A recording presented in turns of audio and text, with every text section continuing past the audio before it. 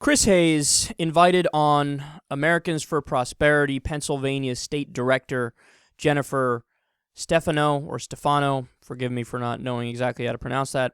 And keep in mind, Americans for Prosperity is a right-wing think tank, and it gets a lot of its funding from the Koch brothers, for example. So they're pretty much looking out for billionaires, because billionaires pay their bills. So they're going to debate healthcare, and things get ugly quickly. Bumping up Medicaid eligibility from 100% of poverty line to 133% of poverty line so that some working poor people can get some health insurance. What is the objection to that? Why does every conservative Republican governor oppose that? Explain that to me. Ooh, number one, not true. Plenty of Republican governors, including Tom Corbett in Pennsylvania, including the Ohio governor. There are Republican governors that have expanded Medicaid. And they are getting killed. Please. Wait a second. Do you like that? Do you spare me? Jennifer, spare me that this is a Democrat-Republican thing. No, tell me though. So number one, it's not. No, I want to hear what you say. Let me finish your question. Jennifer, I want to hear what you believe. Do you believe in Medicaid expansion? I have a real problem when you talk about raising the poverty level. That's people making $94,000 a year. They're not poor. That is taking resources from the poor. The expansion of Medicaid is a moral issue, not an economic one. That's a math train wreck. It is not right and not expansion. fair. Excuse me? It's not the Medicaid expansion. Oh, my brother, yes it is. You need to look at your facts. No. Take 133% of the poverty level. In states like Pennsylvania and others, you get $94,000 a year. Now, I don't know what you consider rich, but that is an awful lot of money.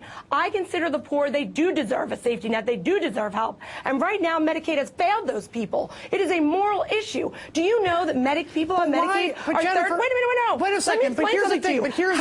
Here's the thing. People on Medicaid suffer. This is what's crazy. No. Here's what you're doing. Jennifer, here's what you're doing. Here's what you're doing. And this is precisely what I was saying in the intro. Giving you facts? No. What you are doing is you are working backwards from opposition to law. Jennifer Stefano, Americans for Prosperity, was not doing anything to get people health insurance, was not concerned about the plight of people on Medicaid, was not sponsoring bills before Congress, was not trying to get people health care. What happens now is that any part of the bill, any part of the law that can be picked apart, right, to try to destroy it, suddenly the great saviors of the working poor, or people on Medicaid, are people opposed to the law. But the fact of the matter is that is not the animating thing that is making people get up in the morning and go to war against Obamacare. It's not like you care about people on Medicaid, or that's the thing that got you into politics. And I don't understand why not just be honest about it. Why this is honesty? Why not just be honest about it? You know nothing about me. You have no idea why I wake up in the morning. And you have no, excuse me, you don't know what I wake up and fight for and believe in. You know nothing about me. You know nothing about my family. So you were working on Medicaid expansion? And raised in a trailer park. You don't know what I did. And how dare you, like Harry Reid, try to undercut the voice of a woman simply because she disagrees with you. Now, you may not like where I'm coming from on public policy, but you have no right to undercut my voice. As a woman, I have fought very hard. I put you on my TV show. I'm not undercutting your voice. You are undercutting my voice because you're making it personal, saying I wake up to do this, and this is what I was not doing. You have absolutely no idea about me or my life. What do you want to see? How are you going to get people? Here's what I want. How are we going to get people health insurance? How are we going to get people health insurance? Stick to the facts. Will do.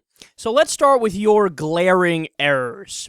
You said the Medicaid expansion is not a Democrat versus Republican issue.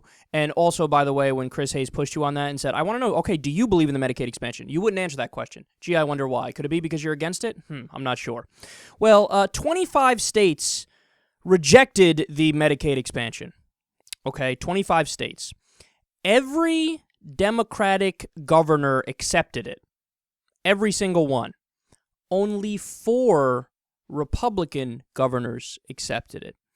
And every single state that said no has a Republican governor.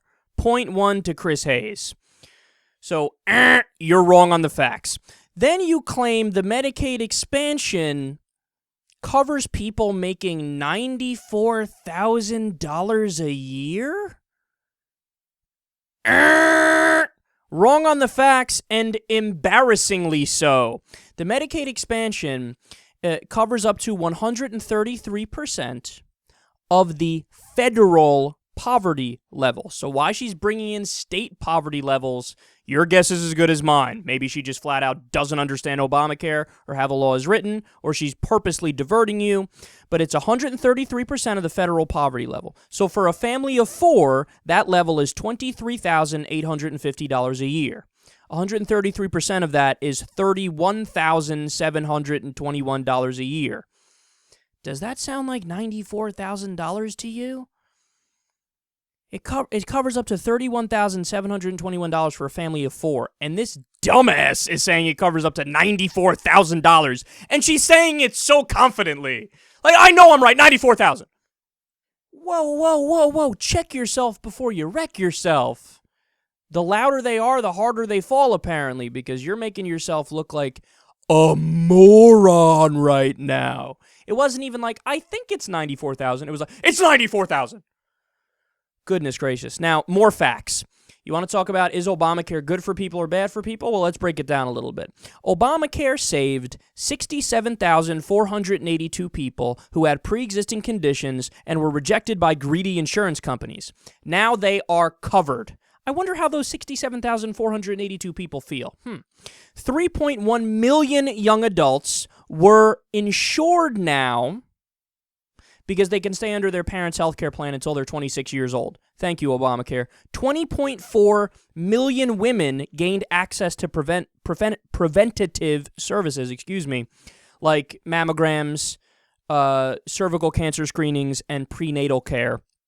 105 million Americans no longer have a lifetime cap on coverage. That is huge. 105 million people, 105 million Americans, no more lifetime cap. $3.2 billion has been saved. What happened? I thought you were a fiscal conservative. On prescription drugs that were in the Medicare donut hole. Now they no longer are. And furthermore, I should add, how many Americans were uninsured pre-Obamacare? About 44 million. How many people died every year because they didn't have access to basic health care? 45,000. What was that number in Canada? 0. What was it in Australia? 0. Britain? 0. France? 0. Norway? 0. Denmark? 0. Iceland? 0. U.S. 45,000. That's according to a Harvard study. So you're going to sit there and arrogantly talk about Obamacare being bad? You said stick to the facts, sweetheart. I just stuck to the facts right here. And spare me. Throwing in at the end, oh, you're talking, how dare you undercut a woman? Excuse me, when did gender come into this? I missed it. I missed it when Chris Hayes said something against women and against your gender. I didn't hear anything about that. Oh, why didn't I hear about that? Oh, that's right. He didn't say anything. You brought it up out of nowhere. I mean, that was the most random thing I've ever heard in my life. It's like saying, how dare you speak against people with brunette hair? Where the fuck did anybody say anything about color of hair here? What's going on? What does that mean? How dare you speak against people wearing black shirts? I didn't say anything about people wearing black shirts. Chris Hayes didn't say anything about people wearing black shirts. But see, that's what you do when you're losing a debate.